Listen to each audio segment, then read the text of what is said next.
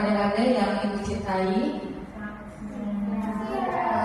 pertama-tama panjatkan puji dan syukur kehadiran Allah Subhanahu wa Ta'ala, karena atas karunia-Nya kita bisa berkumpul di sini dalam keadaan sehat walafiat.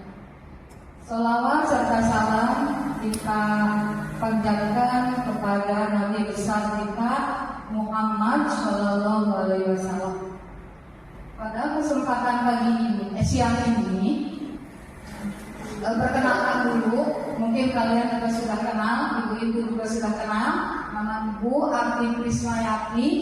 Ibu sedang pendidikan guru penggerak angkatan ke-10. Kemarin angkatan 9 Ibu saya. Assalamualaikum warahmatullahi wabarakatuh. Bahwa saya adalah seorang peserta pendidikan guru penggerak angkatan ke-10 di Kabupaten Pangandaran. Mudah-mudahan nanti kalau ada angkatan berikutnya, ibu-ibu yang lainnya bisa mengikutinya. Saya di sini akan menyebarkan pemahaman dan menerapkan pengalaman budaya positif, di mana rapor mutu kita sekolah SD Negeri 1 Parigi kepada budaya positif kita mendapat warna yang kuning. Artinya ada apa ya? Artinya sekolah kita itu belum bisa mengimplementasikan tentang budaya positif di lingkungan sekolah kita. Di sini saya coba akan memaparkan bagaimana tentang budaya positif di lingkungan kita dan apa yang harus kita lakukan dengan budaya positif.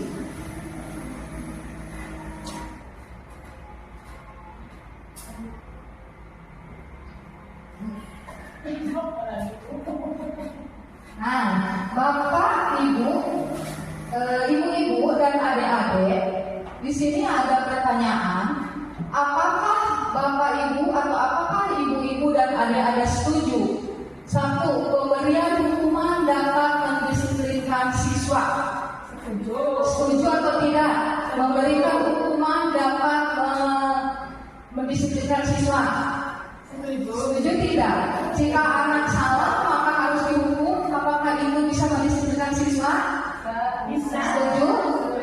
Ya, setuju. Yang kedua, pemberian hadiah meningkatkan prestasi siswa. Nah, ketika ada anak yang mempunyai prestasi maka diberikan hadiah, itu akan lebih meningkatkan prestasi anak. Ketiga, guru harus mampu memberikan solusi untuk setiap siswa yang bermasalah. Setuju? Setuju tidak? Setuju. 4. Guru berperan sebagai teman bagi siswa. Setuju? Setuju tidak? Bahwa seorang guru itu harus menjadi teman untuk peserta didiknya. Setuju? Setuju? Berarti Bapak Ibu semua di sini setuju ya, dari poin 1 sampai dengan poin 4. Kita akan bahas apakah benar bahwa memberikan hukuman itu bisa meningkatkan kedisiplinan atau tidak, nanti kita bahas.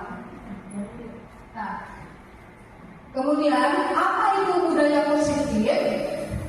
Budaya positif adalah perwujudan dari nilai-nilai atau keyakinan universal yang diterapkan di sekolah. Jadi keyakinan kita, nilai-nilai kita terhadap segala sesuatu yang ada di sekolah, entah itu dengan guru, antara guru dengan guru, atau murid dengan murid, atau guru dengan murid. Kemudian konsep inti budaya positif ini yang pertama ada perubahan paradigma belajar. Yang kedua ada disiplin positif. Yang ketiga nilai-nilai kebersihan. 4.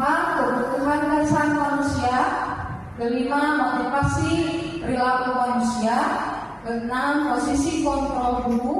Kemudian keyakinan kelas dan ada segitiga restitusi. Next, perubahan paradigma belajar. Pembelajaran dengan paradigma baru merupakan pembelajaran yang dirancang berdasarkan prinsip pembelajaran atau berdiferensiasi sehingga Para peserta didik belajar sesuai kebutuhannya berdasar tahapan perkembangan sesuai dengan teori psikologi modern untuk mewujudkan profil pelajar Pancasila. Di sini harus digarisbawahi yaitu dengan sesuai dengan kebutuhan psikologinya. Jadi tidak mungkin anak yang baru masuk ke kelas 1 diberikan pelajaran yang sudah tinggi, misalkan dipaksa harus membaca atau dipaksa dengan harus menulis dan yang lainnya. Dan begitu pun kelas atas. Jadi kita tidak bisa memaksakan anak untuk belajar dengan tidak sesuai kemampuannya dia. Kita sebagai guru harus menuntun sesuai kodrat alam dan kodrat zaman pada peserta didik. Kemudian pergeseran paradigma teori kontrol. Ilusi guru mengontrol murid. Jadi selama ini kita sebagai guru itu selalu ingin mengontrol murid-muridnya. Jadi murid itu harus sesuai dengan keinginan kita. Betul ibu guru? Betul tidak? Kita merasa bahwa guru itu segalanya. Jadi murid itu harus nurut sama kita. Jadi kita harus mengontrol murid. Tidak mau tahu, kamu harus ikuti apa yang ibu katakan. Misalkan seperti itu. Kemudian ilusi bahwa semua penguatan positif efektif dan bermanfaat. Kemudian ilusi bahwa kritik dan membuat rasa bersalah mampu menguatkan karakter. Kemudian ilusi bahwa orang dewasa berhak memaksa seperti tadi. Jadi anak misalkan di kelas ada anak yang tidak mengerjakan tugas, kita langsung menghukumnya. Atau kamu bisa nggak bisa, harus bisa. Ibu tidak mau tahu, misalkan seperti itu. Atau misalkan anak ada yang tidak masuk sekolah, kenapa kamu salah? Langsung memberikan hukuman seperti itu. Ini bagaimana seorang bisa berubah dari paradigma stimulus respon ke pendekatan teori kontrol. Stimulus respon, realitas atau kebutuhan kita sama. Kita merasa bahwa semua anak mempunyai kebutuhan yang sama. Kemudian teori kontrolnya adalah realitas kita berbeda, bahwa tiap anak itu mempunyai bakat dan minatnya masing-masing dan mempunyai keinginan dan kesenangannya masing-masing. Kemudian semua orang melihat hal yang sama. Setiap orang memiliki pandangan yang berbeda. Jadi seperti tadi, pandangan kita guru harus sesuai dengan apa yang kita inginkan. Pokoknya anak harus nurut. Bagaimana kalau guru bilang A harus A, guru bilang B harus B, seperti itu. Bisa dipahami? Ya, seharusnya memang tidak seperti itu ya. Kita mencoba mengubah orang agar berpandangan sama dengan kita. Jadi kita punya alibi. Kita punya alibi, misalkan kita punya pandangan, pokoknya saya yang paling benar. Saya tidak mau tahu orang lain, pendapat orang lain, pokoknya saya yang paling benar. Itu seperti itu. Kita berusaha memahami pandangan orang lain tentang dunia. Jadi sebenarnya tiap kepala itu berbeda-beda pandangan dan itu bukan merupakan yang harus diperselisihkan. Kemudian perilaku guru dilihat sebagai suatu kesalahan. Seperti tadi ada anak kesiangan langsung dimarahi, ada anak tidak mengerjakan PR langsung dimarahi, atau ada anak yang tidak mengerjakan apa yang kita perintahkan langsung dimarahi.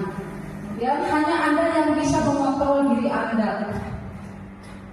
Oh ya, yang tadi perilaku guru dilihat sebagai suatu kesalahan itu sebenarnya semua perilaku memiliki tujuan. Ketika anak misalkan tidak mengerjakan PR, kita tidak harus langsung memarahi, tapi harus bertanya kenapa. Bukan apakah dia merasa kesulitan atau dia merasa tidak senang dengan pekerjaan itu, atau merasa terbebani, atau juga malah kebiduran atau bagaimana. Karena orang lain bisa mengontrol saya, hanya Anda yang bisa mengontrol diri Anda. Kemudian saya bisa mengontrol diri orang lain, dan Anda tidak bisa mengontrol orang lain. Jadi kita tidak bisa mengontrol orang lain, hanya diri kita sendiri yang bisa mengontrol diri kita. Pemaksaan ada pada saat rujukan gagal. Kemudian kolaborasi dan konsensus menciptakan pilihan baru. Model berpikir menang atau kalah, kemudian model berpikir menang. Jadi kalau kata bahasa Sunda mereka kumaha sorangan seperti itu ya. Ada nggak bapak ibu yang seperti itu, adik-adik? Ada nggak? Ada nggak yang seperti tadi stimulus respon yang dikatakan dalam stimulus respon, ibu-ibu ada nggak yang seperti itu atau enggak? Disiplin positif. Disiplin berasal dari kata disiplina yang artinya belajar disiplin mengacu pada disiplin diri yang memiliki tanggung jawab terhadap apa yang telah dilakukannya berdasarkan nilai-nilai yang diyakini. Disiplin positif merupakan salah satu cara penerapan disiplin yang bertujuan untuk menumbuh kembangkan kesadaran serta memberdayakan peserta didik tanpa imbalan, penghargaan atau reward, ancaman atau hukuman. Sebagai pendidik, tujuannya kita adalah menciptakan peserta didik yang memiliki disiplin diri sehingga mereka berperilaku mengacu kepada nilai-nilai kebajikan universal dan memiliki motivasi intrinsik dalam perubahan perilaku ke arah yang lebih baik. Kemudian nilai-nilai kebajikan, nilai yang disepakati bersama lepas dari suku bangsa, agama, bahasa maupun latar belakangnya. Contoh nilai kebajikan institusi atau organisasi yang pertama adalah profil pelajar Pancasila, beriman dan bertakwa, apalagi kemudian beradab mulia, berkebinekaan global, gotong royong, mandiri, kreatif dan bernalar kritis. Kemudian ada IPO Primary Years Program, toleransi, rasa hormat, integritas, mandiri, menghargai, antusias, empati, keingintahuan, kreativitas, kerjasama, percaya diri dan komitmen. Kemudian ada keterampilan hidup atau life skill.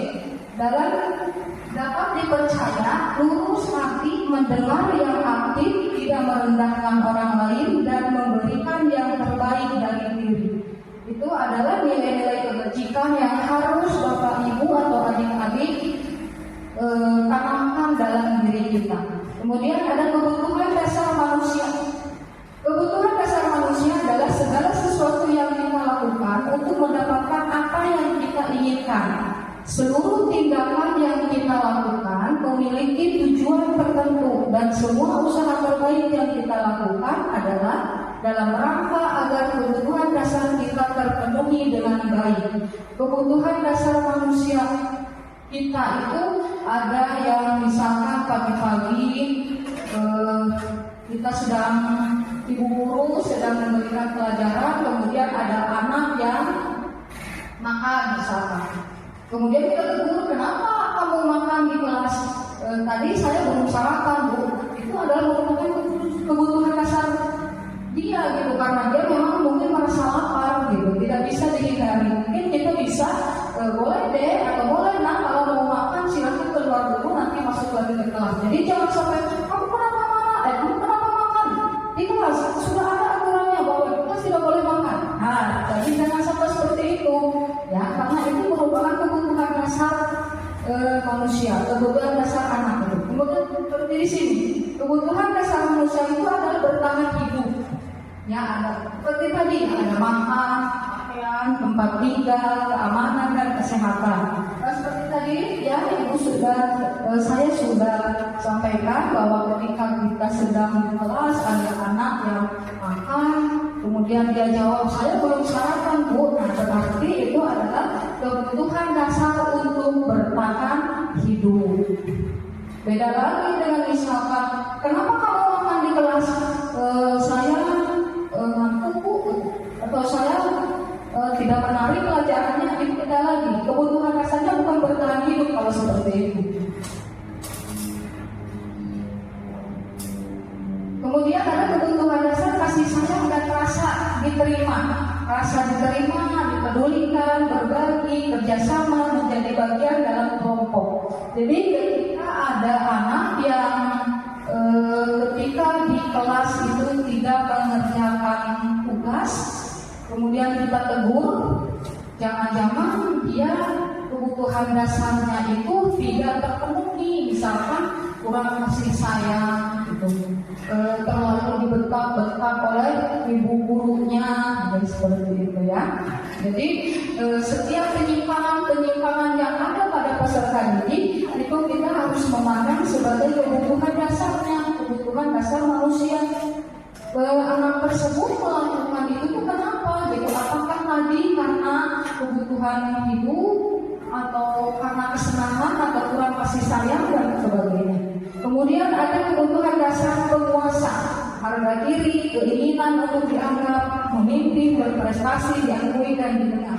Misalkan ada anak yang bertengkar, kemudian kita tegur, kenapa kamu bertengkar?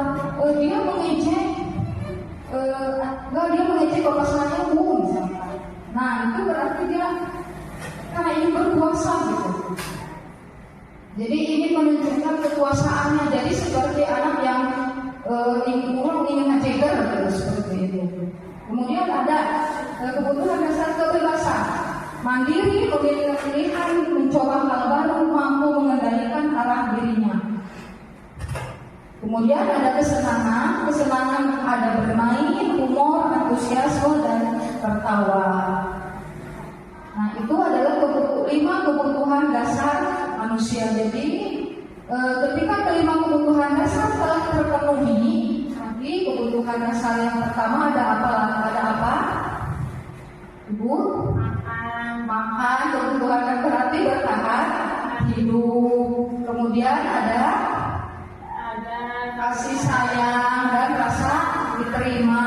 Kemudian ada penguasaan, ada kebebasan, kesenangan. Kalau misalkan kebutuhan dasar itu terpenuhi secara memadai, maka murid akan tumbuh dengan seimbang dan bahagia. Jadi ketika anak ada yang menyimpang perilakunya, kita harus tahu kebutuhan dasar yang mana yang tidak mereka dapatkan, sehingga kita memberikan kebutuhan dasar yang dia merasa kurang. Akhirnya jadi anak tersebut tidak lagi merasa kekurangan dengan kebutuhan dasar itu, dan insya Allah kita berharap bahwa sikap perilaku anak tersebut itu bisa berubah. Sebaliknya ketika kebutuhan dasar tidak terpenuhi dengan baik, maka seorang akan mengalami emosi negatif seperti bosan, sedih, kecewa, kemudian membuat onar dan sebagainya. Jadi kita melihat bahwa kesalahan anak itu adalah karena tidak adanya salah satu kebutuhan dasar yang belum terpenuhi. Begitu. Jadi jangan menjudge anak bahwa kamu nakal ya, kamu anak nakal, kamu anak bandel. Tidak seperti itu ya. Jadi kita harus memahami anak nakal tersebut karena apa? Anak yang bandel itu kenapa? Itu pasti ada kebutuhan dasarnya itu yang belum terpenuhi. Kita harus mencari tahu gitu dengan cara misalkan kolaborasi dengan guru yang lain, dengan kepala sekolah atau dengan orang tua anak tersebut. Kemudian ada motivasi perilaku manusia. Ada motivasi ekstrinsik dan ada motivasi intrinsik. Motivasi ekstrinsik untuk menghindari ketidaknyamanan atau hukuman, untuk mendapatkan imbalan atau penghargaan dari orang lain. Motivasi intrinsik untuk menjadi orang yang mereka inginkan dan menghargai diri sendiri dengan nilai-nilai yang mereka percaya. Jadi penyimpangan-penyimpangan yang anak lakukan itu sesuai dengan motivasi dia. Maka yang diakui misalkan misalkan dia tidak mengerjakan PR, tapi takut dihukum sama ibu, akhirnya dia menyontek ke orang lain dan membuat orang lain itu merasa tidak senang. Akhirnya kan membuat keributan. Berarti dia itu faktornya itu karena menghindari hukum. Yang motivasi perilaku manusia ada hukuman, tidak terancam, tidak terencana atau tiba-tiba. tidak dilibatkan bersifat satu arah berupa hukuman fisik atau psikis. Kemudian ada rencana disepakati sesuai peraturan, murid tetap dibuat tidak nyaman, sikap guru melalui memonitor murid. Sikap guru selalu memonitor murid dengan konsekuensinya. Kemudian restitusi, proses menciptakan kondisi bagi murid untuk memperbaiki kesalahan. Proses kolaboratif yang mengajarkan murid untuk mencari solusi sendiri. Nah, posisi kontrol guru. Nah, ibu guru sudah berada di posisi yang mana kita sebagai guru? Apakah sudah berada di posisi penghukum yang tadi bilang setuju bahwa menghukum itu bisa mendisiplinkan siswa, berarti kita baru sampai sebagai penghukum. Kemudian ada penguat rasa bersalah, ada sebagai teman, ada sebagai pemantau, ada sebagai manajer. Coba Bapak Ibu, Siti sudah berada di posisi yang mana kira-kira? Penghukum, pembuat rasa bersalah, atau teman, atau pemantau, atau manajer? Kira-kira, kan? Teman. Ya, kalau Ibu Imas? Saya berusaha menjadi teman. Teman. Bu itu sebagai teman? Sebagai teman. Ya, sudah baiknya kalau seorang guru berposisi sebagai teman, tetapi tadi salah ya Bu. Kalau menghukum itu adalah mendisiplinkan siswa, itu tidak benar. Bahwa tidak semua kesalahan itu harus dihukum. Bahwa anak sebenarnya guru itu tidak boleh sama sekali menghukum, tetapi harus dengan santun ya Bu, sebagai teman. Tidak menghukum secara fisik, tapi dihukumnya dengan sesuatu yang lain. Bentuk hukuman apapun, verbal maupun non verbal, itu tidak baik Bu. Jadi tidak diperbolehkan guru untuk menghukum anak-anak didik kita.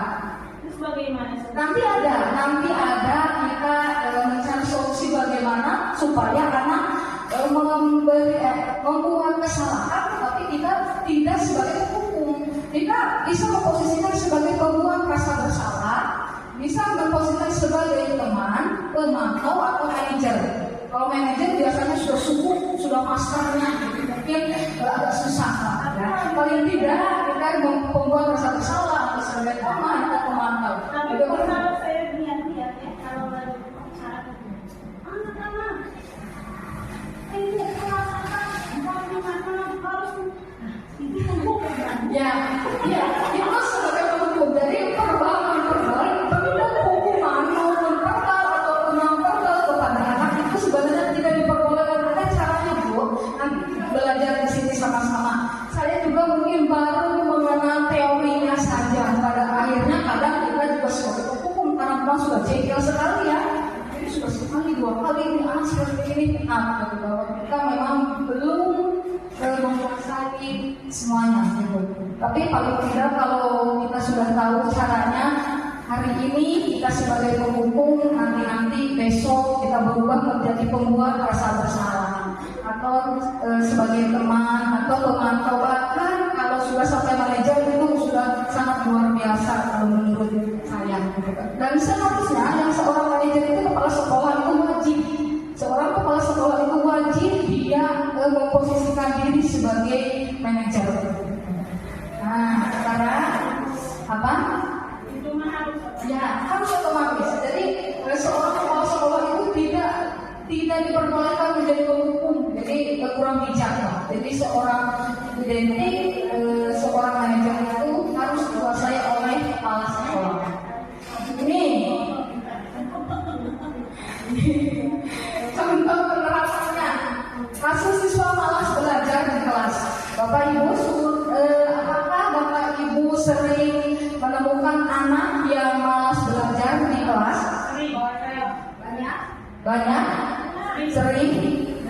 Nah, kalau kita memposisikan kita sebagai penghukum, maka kita akan berkata seperti ini contohnya. Ayo, makanya jangan tidur-tiduran, baik-baik perhatikan. Sudah sangat belum kembali kira-kira siapa yang bisa. Jadi dengan muka yang marah dengan tugas. Ayo, makanya jangan tidur-tiduran. Baik,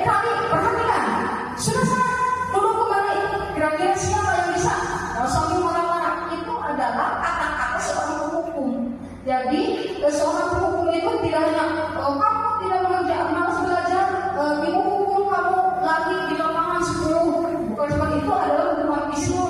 Ketika kita berbicara dengan anak dengan nada yang 10 oktav, dengan nada tinggi, dengan tonan yang marah, itu merupakan sebagai penghukum dengan penghukum verbal, secara verbal, secara ucapan.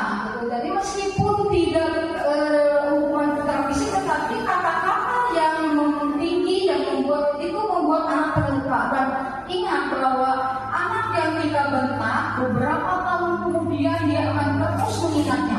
Ya, Seperti itu, betul. saya. Ya, benar.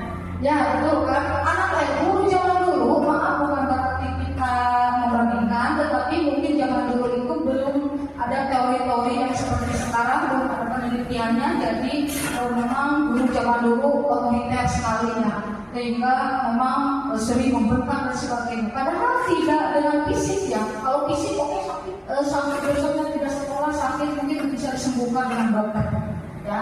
Tapi ketika anak luka non fisiknya dengan kata-kata kita, anak itu akan terus mengingat sampai berpuluh tahun gitu, bahwa saya pernah dibilang seperti ini oleh ibu guru gitu kan.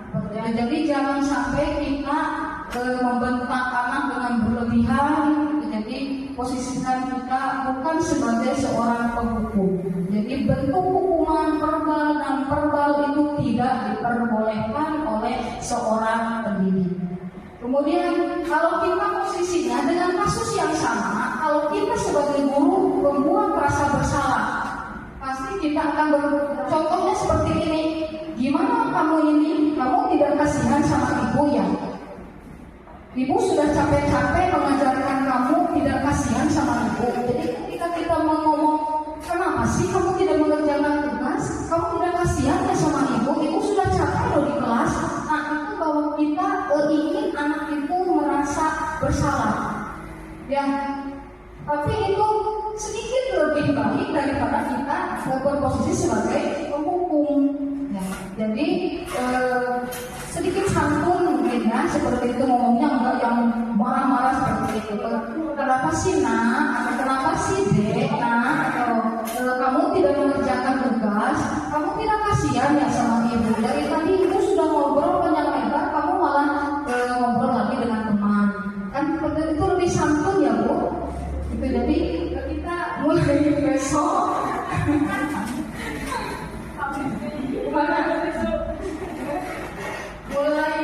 Mulai besok kita harus memposisikan diri paling tidak sebagai pembuat rasa bersalah. Ya, kalau hari ini kita sebagai penghukum, insya Allah ibu guru ya dek.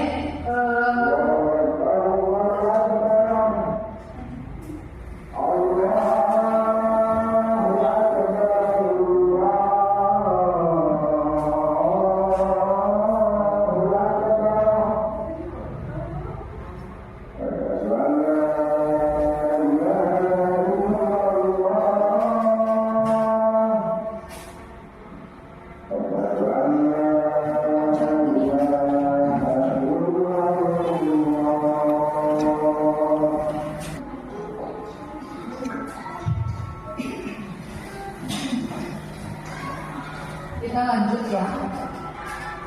Itu tadi kita posisi kita dalam menghadapi kasus ketika menghadapi siswa yang malas belajar. Ya tadi sebagai hukum seperti itu, kemudian itu pembuat rasa bersalah.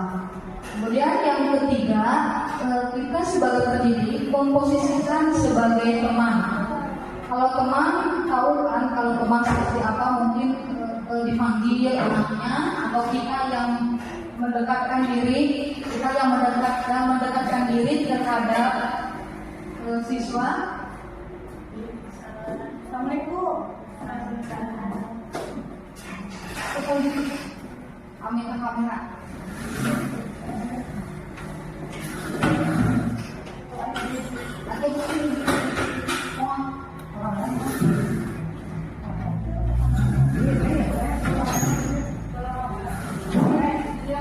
Jadi Naik awas karena dia.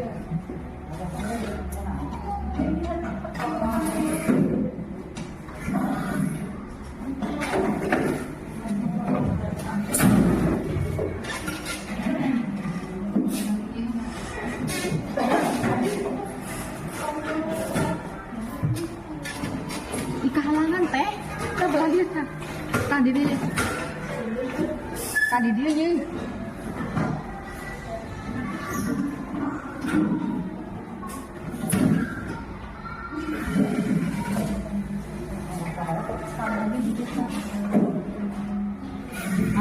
Ah, didinya bener teh.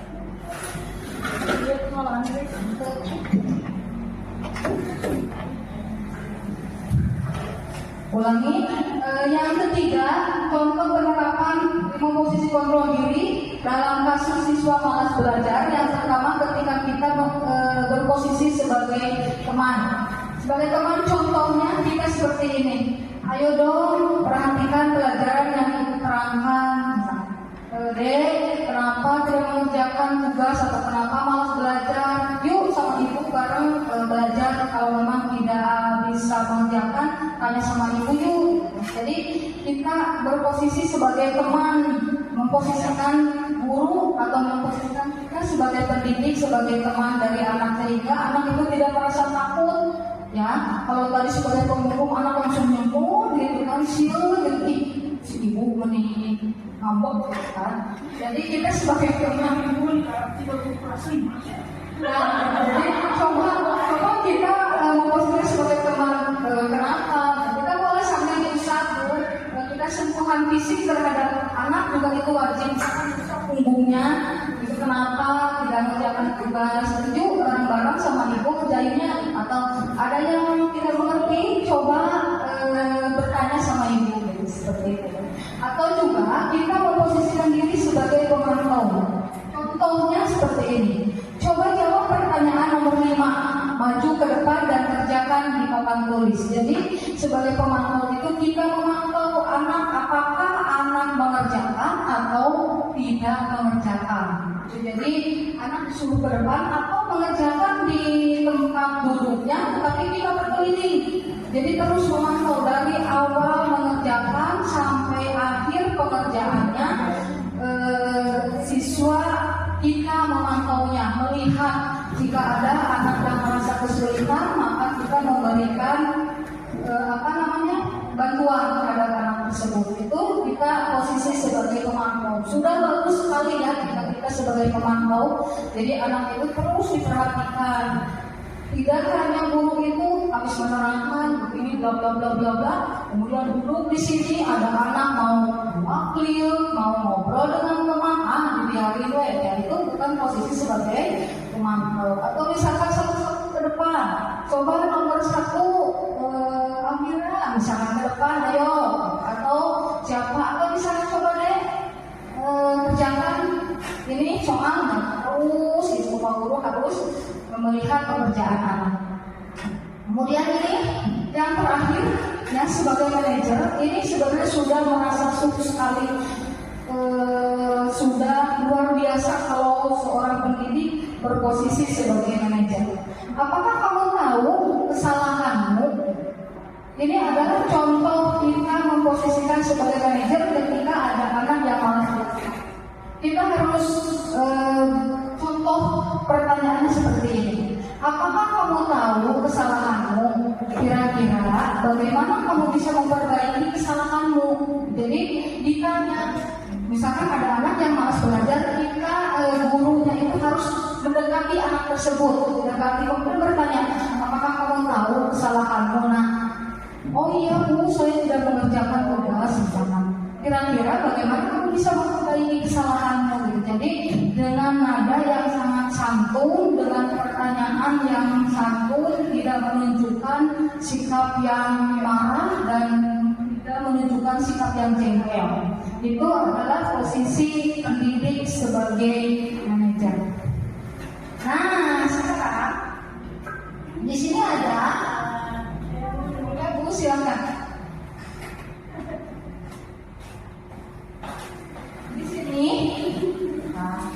Di sini ada contoh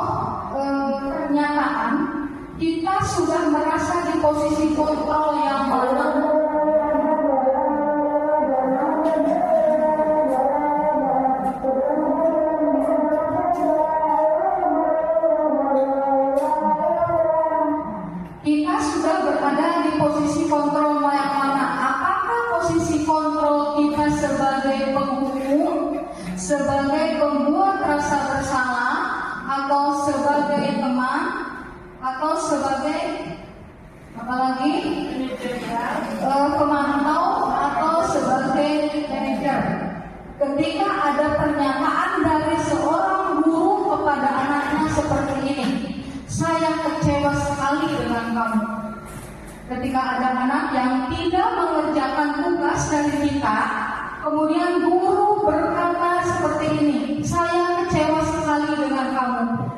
Itu seorang pendidik sebagai apa? Sebagai yang kedua, Apa?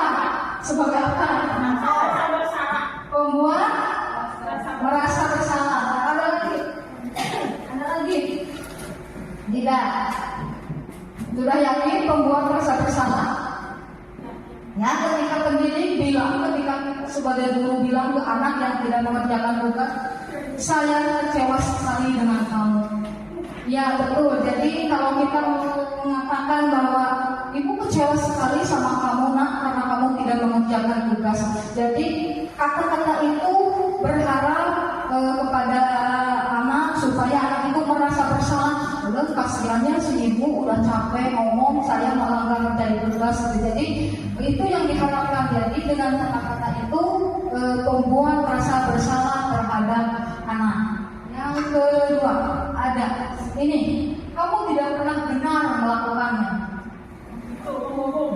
sebagai pembuku. Ya betul. Dengan kata yang nadanya tinggi. Dengan nada yang tinggi bahwa ketika anak ada yang malas belajar, kamu tidak pernah benar melakukannya, atau kamu tidak pernah benar di mata saya. Seperti itu adalah kata-kata yang sangat melukai anak didik kita ya Bapak Ibu. Jadi tolong hindari kata-kata yang seperti itu. Apalagi bilang kamu anak bodoh, kamu anak yang nakal.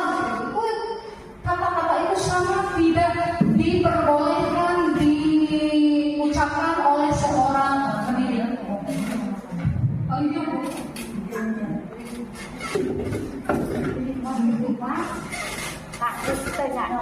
Ya, seperti itu ya. Kemudian ada lagi kata ini kita posisi kontrol kita sebagai apa? Ayolah lakukan demi Bapak dan Ibu ya. Apa? Sebagai ayolah lakukan demi Bapak dan Ibu ya. Sebagai teman. Betul. Kemudian posisi kontrol apakah aku ketika mengatakan kamu tidak pernah mendapatkan nilai jika tidak mengerjakan tugasmu? Sebagai apa? Kamu tidak pernah mendapatkan nilai jika tidak mengerjakan tugas. Sebagai kamu tidak pernah mendapatkan nilai. Kamu tidak akan pernah mendapatkan nilai jika tidak mengerjakan pemantau. Sehingga dengan ucapan seperti itu anak bisa mengerjakan dan kita bisa memantaunya. Kemudian yang terakhir, apa rencana kamu untuk memperbaiki kesalahanmu ini? Sebagai jadi lebih santun ya, enak kedengarannya anak-anak, adik-adik. Dengan tadi yang pertama ini, dengan yang ini, saya kecewa sekali denganmu. Apa yang kamu rasakan ketika ibu bapak guru berkata seperti itu kepada kalian? Apa yang kalian rasakan?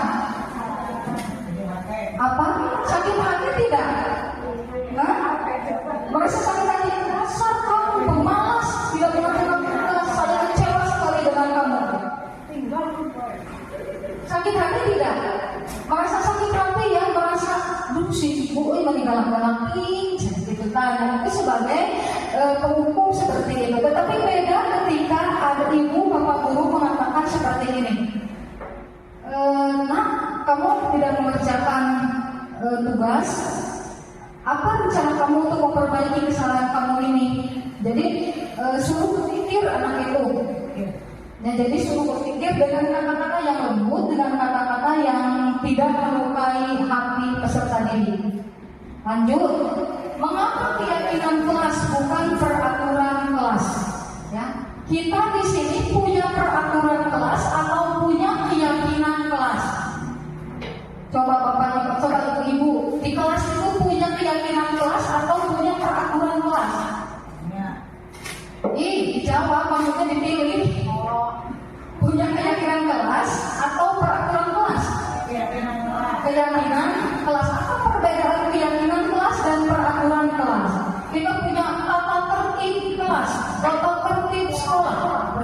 seharusnya tidak diperbolehkan lagi mengatakan tata tertib kelas, tata tertib sekolah. Jadi keyakinan sekolah atau keyakinan kelas. Jadi kita harus merubah kata-kata tata tertib itu. Jadi bukan lagi peraturan. Jadi peraturan itu kamu hari Senin harus pakai merah putih. Tidak boleh tidak, pokoknya harus.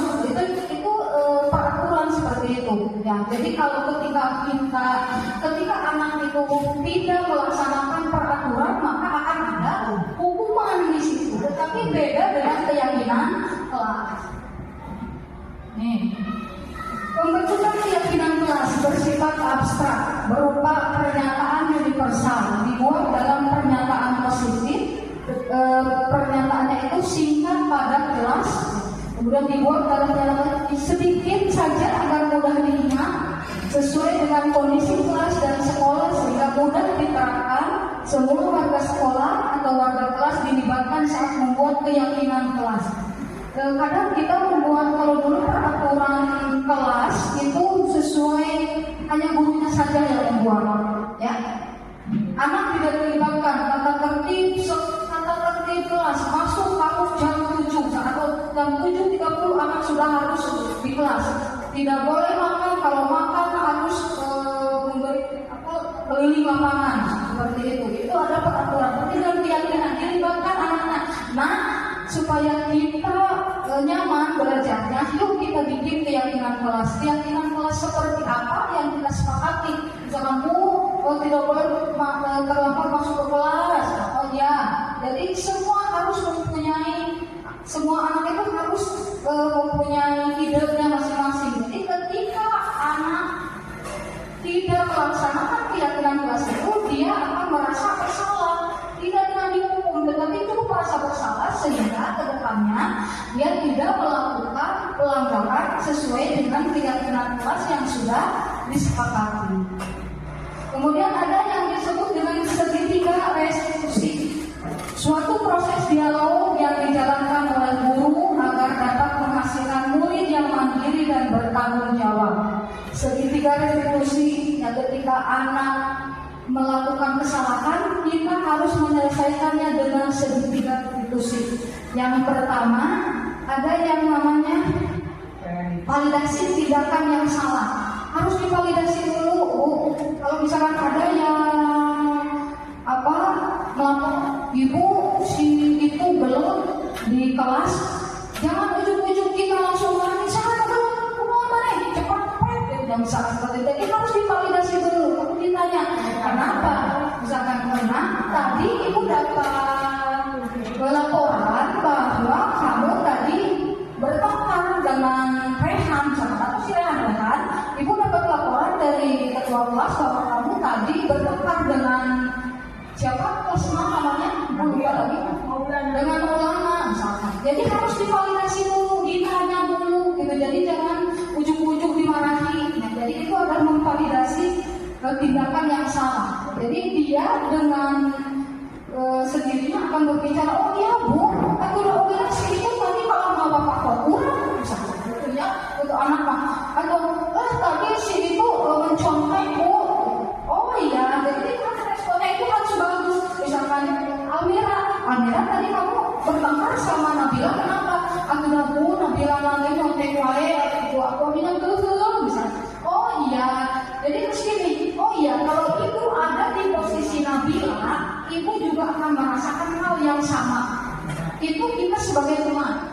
Jadi jangan Almira kamu salah, pokoknya kamu tidak boleh bertengkar sama Nabila. Tidak, jadi harus divalidasi dulu. Ketika Almira bilang ibu, Nabila kan nyontek wae, jadi aku tegur gitu. Jadi aku misalkan gitu. Oh iya, oh begitu kasusnya. Kalau ibu jadi Almira, ibu juga pasti akan melakukan hal yang sama. Apa yang Almira lakukan terhadap Nabila?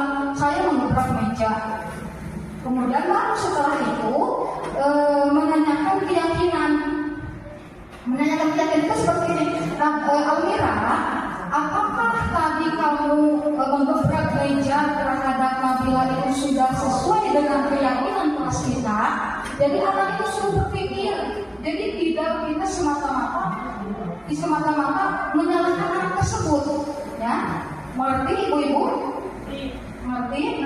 Nah, jadi ketika sekali lagi, ketika Almira bertengkar dengan Nabila, kita tanya dulu Almira, kenapa kamu tadi bertengkar sama Nabila? Almira itu akan memberikan penjelasan. Aku lalu si Nabila mah memang ada duit atau aku mahal seperti itu ya. Jadi kita harus ada respon. Jadi jangan ketika kita sudah bertanya kepada anak kita tidak ada responnya. Kita respon seperti apa? Misalkan, oh begitu. Kalau begitu, kalau ibu ada di posisi Almira, juga pasti ibu akan melakukan seperti itu. Kemudian ditanya lagi, apa yang kamu lakukan terhadap Nabila? Saya belum pernah mencoba atau saya tonjok misalkan seperti itu ya. Oh, apakah perbuatan kamu dengan menggebrak meja terhadap Nabila sudah sesuai dengan keyakinan kelas kita? Ya, jadi dikembalikan ke keyakinan kelas. Jadi anak itu berpikir, oh iya tidak sesuai ya.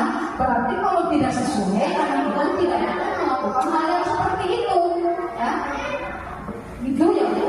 Kemudian yang distabilkan identitas. Jadi setelah menanyakan keyakinan, kita menstabilkan. Misalkan ibu bisa menghargai apa yang sudah Almira lakukan terhadap Nabila, tidak lebih dari itu, tidak menunjuk atau tidak memproyok dan yang lainnya. Tetapi perbuatan Almira itu tidak sesuai dengan keyakinan kelas.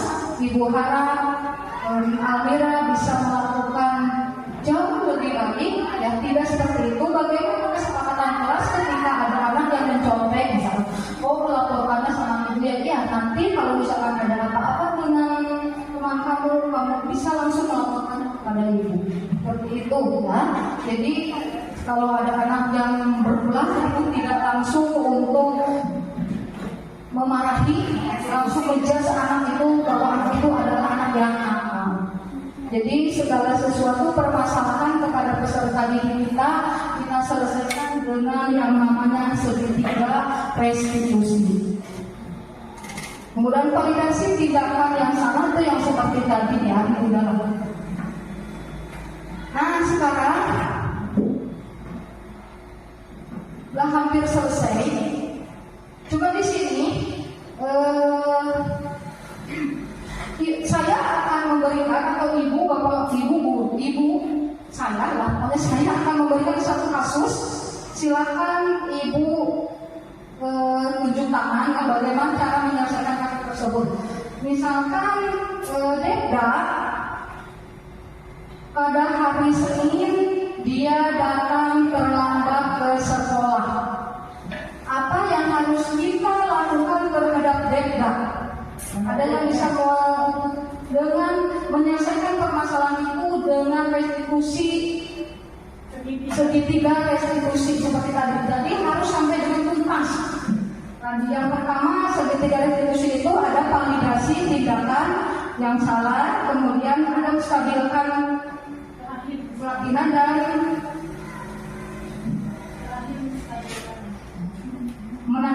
menstabilkan identitas dan menanyakan keyakinan. Gitu. Coba ada yang bisa contoh, ada kasus bahwa Deda pada hari Senin dia terlambat datang ke sekolah. Ada yang bisa bagaimana cara menyelesaikannya? Ayo, kalau Ibu Imas bagaimana? Yang pertama adalah memvalidasinya. Tanya sama Deda, kenapa kamu kesiangan? Terus ketika menjawab Deda alasan kesiangannya, kita lalu diarahkan dengan tindakan yang ada di sekolah atau di kelas. Kamu tahu kan Deda, jadwal masuk sekolah itu jam berapa? Jadi harap itu nanti kalau Deda berangkat ke sekolah, itu Bu, nah, terus yang terakhirnya untuk menstabilkannya, Ibu hargai Deda walaupun kesiangan ke sekolah mau belajar. Deda Kita semangatnya gitu Bu. Mungkin yang lain Ada yang lain lagi? Ya, aku setuju. Ada lagi tadi Ibu Imas berkata bahwa ditanyakan dulu katanya bagaimana Deda? Kenapa kesiangan? Gitu. Terus alasannya apa? Lalu kita ambil tindakan keyakinan yang sudah disepakati. Kesiangan itu tidak baik loh gitu. Ya, menstabilkannya dengan mempelajari dengan cara walaupun dia kesiangan. ya.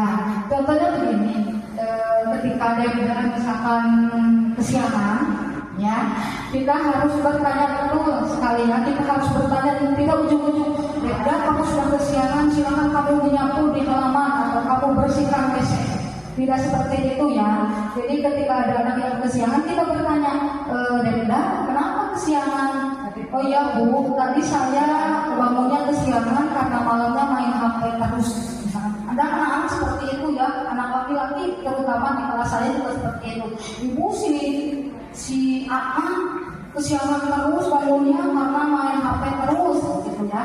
Jadi kita harus tahu penyebabnya kenapa anak tersebut bisa datang kesiangan. Setelah itu kita menanyakan, Deda, apakah kesiangan itu sudah sesuai dengan keyakinan kelas kita? Ya. Nanti bilang, oh tidak Bu. Kalau begitu, apa yang harus kamu lakukan kalau tidak sesuai dengan kesepakatan kelas itu? Keyakinan kelas itu. Terus si Deda pasti bilang, ya Bu, nanti saya tidurnya akan lebih cepat supaya saya tidak kesiangan ke sekolah. Kemudian kita mengapresiasi dia, terima kasih kamu memang sudah tahu kesalahan kamu dan Ibu harap besok kamu tidak lagi kesiangan. Untuk selanjutnya, saya dengan orang tua kamu ataupun dengan wali kelas ataupun dengan kepala sekolah dan yang lainnya mau mungkin berkolaborasi, maksudnya dengan orang tua itu melaporkan dengan orang tua, apakah orang tuanya dipanggil atau kita hanya menelpon orang tua bahwa mengatakan Deda tadi kesiangan alasannya itu karena dia tidur terlambat karena main HP. Itu harus dikonfirmasi kepada orang tuanya, bukan Bu.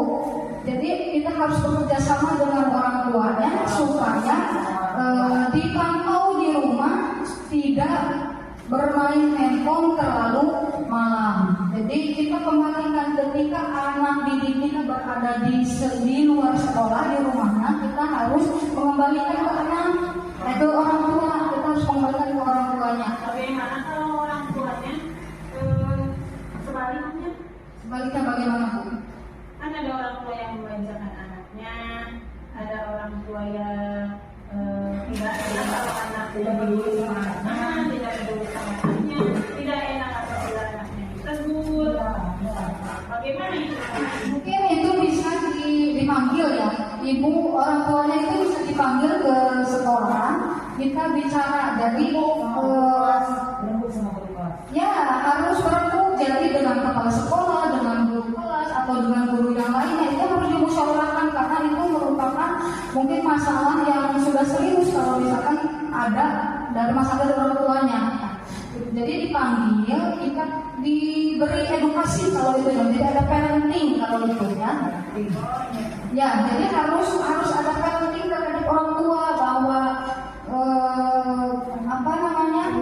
mendidik anak itu bukan hanya diserahkan kepada ibu bapak guru yang ada di sekolah. Jadi harus di luar sekolah pun ya ibu bapak guru juga harus bekerja sama. Mungkin ya dengan cara bermusyawarah semuanya. Jadi harus diberi pemahaman orang tuanya. Ya, seperti itu. Jadi ya segala sesuatunya akan selesai jika dimusyawarahkan. Ada lagi yang mau menambahkan mungkin? Sudah? Nah, sekarang penutup ya. Dalam penerapan program disiplin positif, hendaknya guru memiliki standar kepribadian profesional dan sosial yang baik, di mana guru mampu merefleksi memposisikan dirinya dalam posisi kontrol. Saat ini bagaimana perjalanan dirinya sebagai amo manajer yang menuntun murid-muridnya menjadi insan yang mandiri, merdeka dan bertanggung jawab sesuai dengan standar nasional pendidikan. Jadi kita itu yang pertama harus memposisikan kita itu sebagai apa, gitu kan? Seperti tadi ada sebagai penghukum, ada sebagai pemantau, ada manajer, kemudian teman, ada pembuat merasa bersalah. Jadi kita harus sadar diri kita ini sudah berada di posisi yang mana. Ketika kita baru berada di posisi sebagai penghukum, maka itu posisi penghukum itu adalah posisi yang paling rendah. Ya, posisi guru sebagai penghukum itu adalah posisi yang paling rendah, apalagi menghukum secara fisik, secara verbal pun tidak diperbolehkan. Jadi sekali lagi ditekankan bahwa yang namanya hukuman baik fisik maupun non fisik, verbal dan non verbal itu tidak diperbolehkan. Sudah tahu sekarang ya? Itu adalah ilmu yang saya sudah dapat dari pendidikan guru penggerak selama beberapa bulan ini, dan saya baru menyelesaikan modul 1. Pendidikan guru penggerak saya itu ada 3 modul, ya, jadi masih ada 2 modul. Ini baru berapa persen perjalanan ya, kalau di dashboard saya cukup baru 32%. Saya minta doanya dari ibu-ibu semua, adik-adik, supaya ibu diberi kelancaran, kesehatan dalam mengikuti pendidikan guru penggerak ini. Sekian pemaparan dari saya tentang disiplin positif. Mudah-mudahan bisa bermanfaat untuk kita semua dan bisa mengimplementasikannya di sekolah kita, sehingga sekolah kita kualitasnya jauh lebih baik lagi. Kita lebih sebagai pendidik lebih ramah terhadap anak. Ya, ingat bahwa kita tidak diperbolehkan memposisikan kita sebagai penghukum. Minimal kita memposisikan sebagai pembuat merasa bersalah anak. Minimal itu ya. Jadi kita harus bergeser. Kalau hari ini kita sebagai penghukum, besok-besok kita berubah jadi pembuat anak merasa bersalah. Sekian dari saya. Wabillahi taufiq wal hidayah. Wassalamualaikum warahmatullahi wabarakatuh.